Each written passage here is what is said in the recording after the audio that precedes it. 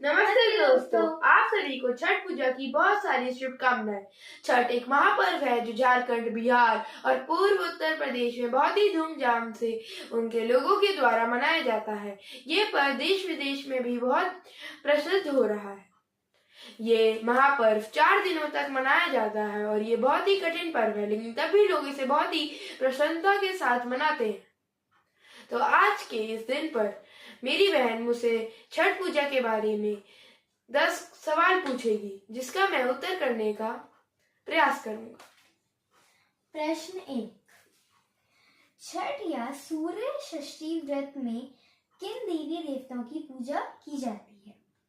छठ में सूर्य देव की पूजा की जाती है, जो इस धरती से अंधकार को भगा के उजाला करते हैं, और उन्हें तेज का भी देव कहा जाता है, जो लोगों को तेज देते हैं। उनके साथ ही षष्ठी देवी की भी पूजा की जाती है, जो संतानों की रक्षा करती है और संतान की प्राप्ति करवाती है। प्रश्न 2। छठी मैया कौन सी देवी है? छठी मैया प्रकृति का छठवां अंश होने के कारण उन्हें षष्ठी देवी भी कहा जाता है। ग्रंथों में इनकी एक और कहानी ये भी है कि इनका नाम कात्यायनी भी है, जिनकी पूजा छठे दिन में होती है नवरात्रों के। षष्ठी देवी संतान की प्राप्ति करवाती है और उन्हें हमेशा स्वस्थ रखती है। वो बालकों को किसी भी विपदा से बचाती है। प्रश्न 3। षष्ठी देवी की पूजा की शुरुआत कैसे हुई? पुराण की कथा क्या है? जब राजा प्रियव्रत को कोई संतान नहीं हो रही थी, तो महर्षि कश्यप ने उन्हें यह सुझाव दिया कि वो पुत्र ऋषि यज्ञ करवाए, जिससे कि उनको संतान की प्राप्ति हो सके। उन्हें वैसा ही किया और उन्हें अपनी पत्नी और रानी मालिनी के साथ एक संतान हुई, लेकिन वो मरी पैदा हुई, जिसके कारण वो बहुत ही दुखी हो गए।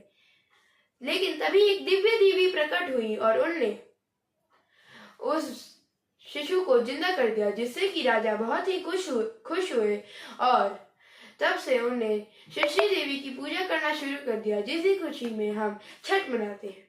अगला प्रश्न 4। ग्रंथों में सूर्य की पूजा का प्रसंग कहाँ-कहाँ मिलता है? ग्रंथों में सूर्य की पूजा बहुत ही ज्यादा लोगों के द्वारा की गई है। हमें पता चलता है कि राम जी ने भी जब रावण को मारने से पहले जब आखिरी बाण छोड़ने वाले थे, तो उन्होंने सूर्य का एक मंत्र कहा था। जब द्वापर युग में कृष्ण जी को कोई बीमारी हो गई थी, तो उन्होंने सूर्य की आराधना करके उस बीमारी से छुटकारा पाया। सूर्य को ग्रंथों में गुरु भी दिखाया गया है। सूर्य देव एक गुरु भी है। पवन पुत्र हनुमान ने भी अपनी शिक्षा उन्हीं से ली थी। प्रश्न 5। सूर्य की पूजा से क्या क्या फल मिलता है? सूर्य की पूजा से हमें बहुत ही फल मिलते हैं। सूर्य एक दयालु देव है, जो कि सब पे अपनी कृपा बनाए रखते हैं। वे हमें तेज देते हैं, हमें प्रसन्न रखते हैं, हमारी सद्बुद्धि बढ़ाते हैं और हमें खुश रखते हैं, जिससे कि हमारा मन उनकी तरह ही उज्जवल रहता है। प्रश्न 6। इस पूजा में लोग पवित्र नदी या तालाब के किनारे क्यों जमा होते हैं? इस पूजा में लोग पवित्र नदी या तालाब के किनारे इसलिए जमा होते हैं क्योंकि सूर्य की पूजा में एक विधि यह भी है कि उन्हें पानी से या जल से अर्घ्य देना होता है। इसलिए लोग तालाब या पवित्र नदी के किनारे उसी के जल से सूर्य को अर्घ्य देते हैं। प्रश्न 7। बिहार में छठ पूजा का विशेष संबंध क्यों है? बिहार में छठ पूजा का विशेष संबंध इसलिए है क्योंकि बहुत ही ज्यादा ग्रंथ हो या फिर सूर्य पुराण में भी बिहार में सूर्य मंदिरों की बहुत ज्यादा चर्चा है और वह बहुत प्रसिद्ध भी है। सूर्यपुत्र कर्ण की भी जन्मभूमि बिहार ही है, जिसके कारण से ये और भी ज्यादा प्रसिद्ध है। वैसे भी बिहार के लोगों में सूर्य के प्रति बहुत ही ज्यादा आस्था है, जिस कारण से सूर्य और छठ पूजा का एक बहुत ही बड़ा हिस्सा या फिर जुड़ाव बिहार से है। प्रश्न 8। कार्तिक महीने के अलावा ये पूजा साल में कब की जाती है? कार्तिक महीने के अलावा ये पूजा चैत्र के शुक्ल पक्ष में की जाती है, जिसे कि स्थानीय भाषा में लोग चैती छठ से भी जानते हैं। प्रश्न 9। 4 दिनों तक चलने वाली छठ पूजा में किस किस दिन क्या होता है?